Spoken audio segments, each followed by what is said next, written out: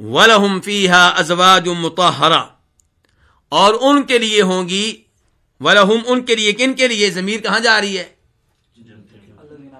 الَّذِينَ آمَنُوا وَعَمِلُوا الصَّالِحَاتِ، وہ لوگ جنہوں نے نیک اعمال بجا لائے اور اس سے پہلے ایمان لے کر آئے، اور یہی جنتی ہیں.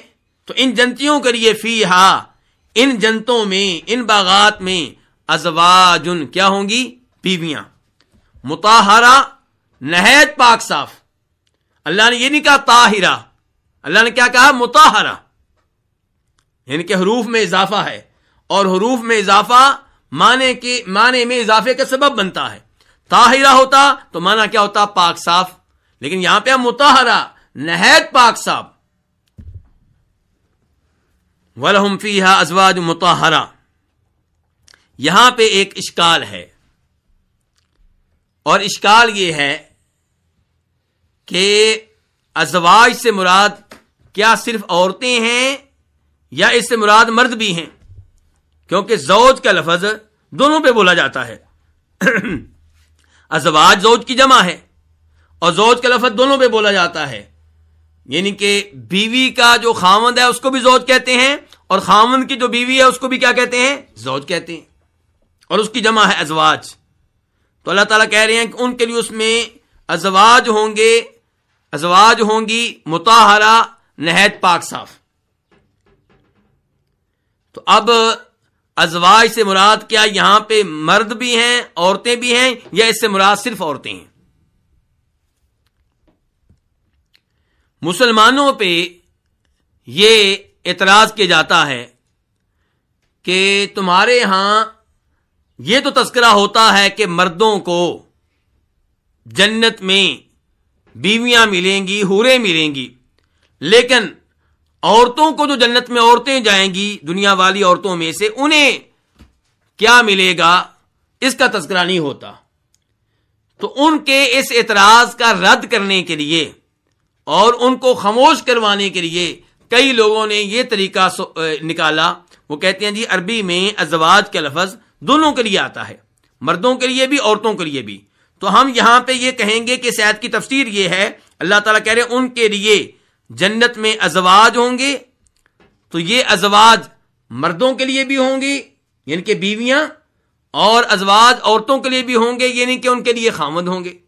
تو ازواج و مطہرہ عورتوں کے لیے وہاں پہ نہایت پاک صاف خاوند ہوں گے، اور مردوں کے لیے وہاں پہ نہایت پاک صاف عورتیں ہوں گی. اور بظاہر یہ جواب اچھا لگتا ہے، لیکن یہ جواب درست نہیں ہے. عربی لغت کے لحاظ سے تو ان لوگوں کی بات ٹھیک ہے کہ ازواج کا لفظ دونوں کے اوپر بولا جاتا ہے، لیکن اللہ تعالیٰ نے جب یہاں پہ کہا وَلَهُمْ فِيهَا أَزْوَاجٌ مُطَهَّرَةٌ تو اس سے مراد عورتیں ہیں، اور اس بات پہ پرانے مفسرین کا اتفاق چلا آ رہا ہے. آپ تفسیر طبری اٹھا لیں، ازواج مطہرہ کی تفسیر جو امام طبری نے بیان کی ہے اس سے پتہ چلتا ہے کہ اس سے مراد عورتیں ہیں. اور اس آیت کی تفسیر جو امام ابو حیان نے کی ہے، وہ لغت کے بہت بڑے امام ہیں، گرامر کے، عربی گرامر کے، نحو صرف کے بہت بڑے امام ہیں. ان کی تفسیر سے بھی معلوم ہوتا ہے کہ اس سے مراد صرف عورتیں ہیں، اور دیگر ائمہ کرام کی تفسیر بھی یہی بتا رہی ہے کہ اس سے مراد عورتیں ہیں. کسی نے بھی یہ نہیں کہا کہ اس سے مراد مرد ہیں. تو گویا کہ علماء کرام کے اس تفسیر پہ اجماع چلا آ رہا ہے کہ وَلَهُمْ فِيهَا أَزْوَاجٌ مُطَهَّرَةٌ، کہ ان کے لیے اس میں کیا ہوں گی؟ ازواجن پھر کیا ہوں گی؟ بیویاں، مطہرہ نہایت پاک صاف. تو پھر وہ ان کا اشکال تو باقی رہا. کیا اشکال؟ کہ عورتوں کے لیے جنت میں کیا ہے؟ مردوں کے لیے تو جنتی عورتیں بھی ہیں، ان کی اپنی بیوی ہے، حوریں ہیں، اور عورتوں کے لیے کیا ہے؟ یہ اشکال اپنی جگہ پہ برقرار رہا. تو اس سوال کا جواب یہ ہے کہ جنت صرف بیوی یا خاوند کا نام نہیں ہے. جنت میں بے شمار نعمتیں ہیں، اور ایسی ایسی نعمتیں ہیں کہ نبی علیہ الصلوۃ والسلام ارشاد فرماتے ہیں ما لا عین رأت ولا اذن سمعت، کہ جنت میں وہ نعمتیں ہیں جو کسی آنکھ نے کبھی بھی دیکھی نہیں ہوں گی. جنت میں وہ نعمتیں ہیں جو کسی کان نے کبھی بھی سنی نہیں ہوں گی، ولا خطر علی قلب بشر، اور جنت میں وہ نعمتیں ہیں جو کبھی بھی کسی انسان کے دل میں آئی نہیں ہوں گی، انسان سوچ بھی نہیں سکتا۔ تو یہ ساری نعمتیں جن کا اللہ تذکرہ کر رہے ہیں، جیسے مردوں کے لیے ہیں ایسے ہی عورتوں کے لیے بھی ہیں۔ تو جنت جو ہے وہ صرف خاوند بیوی کا نام نہیں ہے، اس میں بے شمار نعمتیں ہیں۔ مثال کے طور پہ سب سے بڑی نعمت کیا ہے جنت کی؟ کیوں شیخ صاحب؟ سب سے بڑی نعمت کیا ہے؟ اللہ کے چہرے کا دیدار۔ یہ دیدار جیسے مردوں کو ملے گا ایسے ہی اس کی سعادت عورتوں کو بھی ملے گی۔ تو عورتیں محروم نہیں ہیں، جنتی عورتیں جنت کی ایک ایک نعمت سے فائدہ اٹھائیں گی۔ اور جہاں تک تعلق ہے اس چیز کا کہ قرآن حکیم یہ نہیں بتاتا، جیسے مردوں کے بارے میں بتاتا ہے کہ ان کے لیے حوریں ہوں گی، ایسے یہ نہیں ذکر کرتا کہ عورتوں کے لیے مرد ہوں گے۔ تو پہلی بات یہ ہے کہ وہ عورتیں جنہوں نے اللہ کے فضل و کرم سے جنت میں جانا ہے وہ شرم و حیا کی مالک ہوتی ہیں، وہ بے شرم نہیں ہوتی، وہ لبرل نہیں ہوتی، وہ آوارہ نہیں ہوتی۔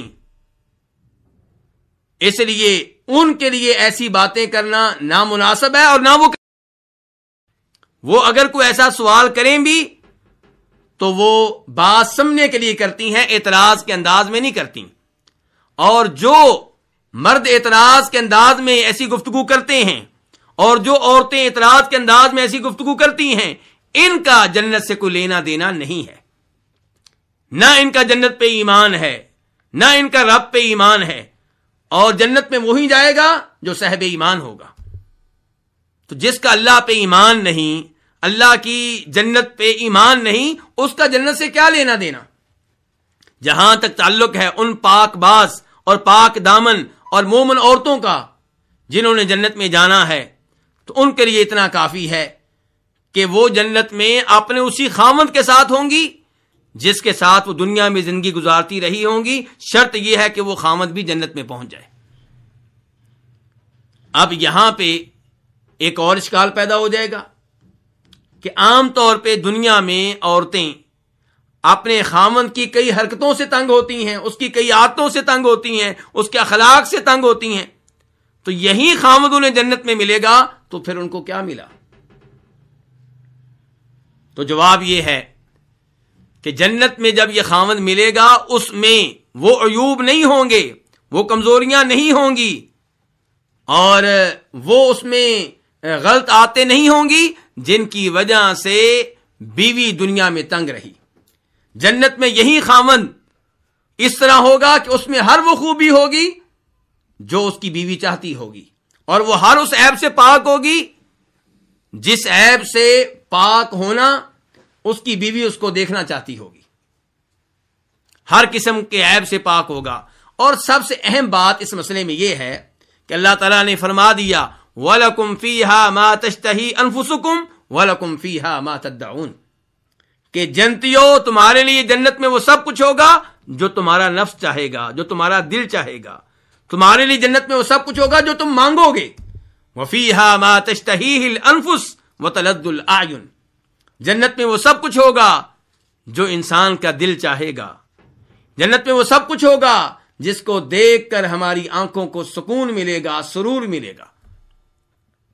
تو اس لیے عورت کے لیے جنت کی نعمتوں میں کوئی کمی نہیں ہے، بلکہ خاوند کے لحاظ سے بھی کوئی کمی نہیں ہوگی۔ اس کا خاوند ایسی شکل و صورت میں ہوگا کہ وہ اس کے اوپر رشک کر رہی ہوگی۔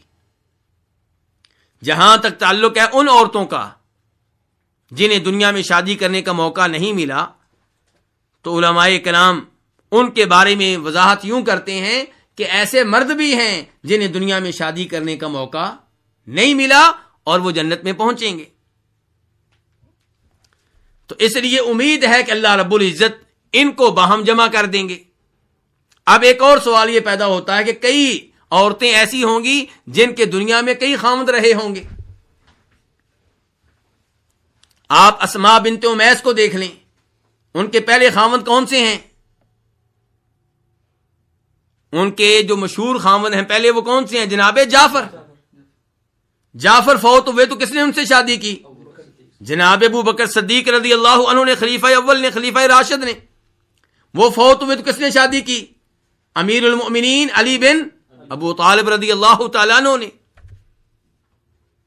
تو ایسی عورتیں رہی ہیں جن سے کئی خامدوں نے شادی کی ہے. عاتقہ بنت زید کو آپ لے لیں، ان سے کئی لوگوں نے شادی کی ہے. ایک خامد فوت ہوا، دوسرے نے کر لی شادی، وہ فوت ہوئے، تیسرے نے شادی کر لی. کیونکہ وہ زمانہ پاک دامن پاک باز لوگوں کا زمانہ تھا. اس زمانے میں وہ کسی عورت کو خامد کے بغیر عام طور پہ نہیں رہنے دیتے تھے.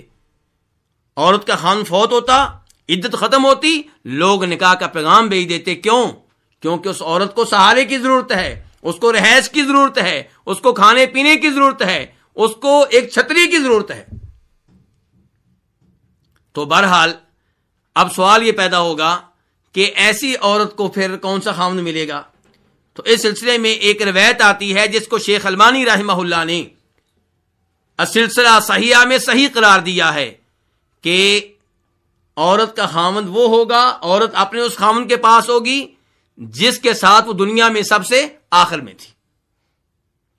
تو بہرحال وَلَهُمْ فِيهَا أَزْوَاجٌ مُطَهَّرَةٌ، اس کا معنی پھر کیا ہے کہ ان کے لیے اس جنت میں، ان جنتوں میں ازواج، بیویاں ہوں گی، مطہرہ، نہایت پاک صاف. اب اگلا سوال یہ ہے کس چیز سے پاک صاف؟ تو سلف صالحین نے اس آیت کی جو تفسیر بیان کی ہے اس سے پتہ چلتا ہے کہ ہر عیب سے پاک، ہر کمزوری سے پاک، حیض سے پاک، نفاس سے پاک، پیشاب سے پاک، پخانے سے پاک، بلغم سے پاک، تھوک سے پاک، اور پھر اخلاقی کمزوریوں سے بھی پاک، جھوٹ بولنے سے، حسد کرنے سے، کینہ دل میں رکھنے سے. تو ہر طرح کی کمزوریوں سے وہ پاک ہوں گی. وَهُمْ فِيهَا خَالِدُونَ، اس کے بعد اللہ تعالیٰ فرماتے ہیں کہ وَهُمْ، اور یہ جنتی، یہ ایمان لانے والے، یہ نیک اعمال بجا لانے والے، وَهُمْ فِيهَا، یہ ان جنتوں میں رہیں گے. کب تک؟ کتنے سال تک؟ ہمیشہ ہمیشہ کریے. دنیا میں ایمان لے کر آئے اور دنیا میں نمازیں پڑھتے رہے. کتنے سال نمازیں پڑھی ہیں؟ 10 سال، 15 سال، 20 سال، 30 سال.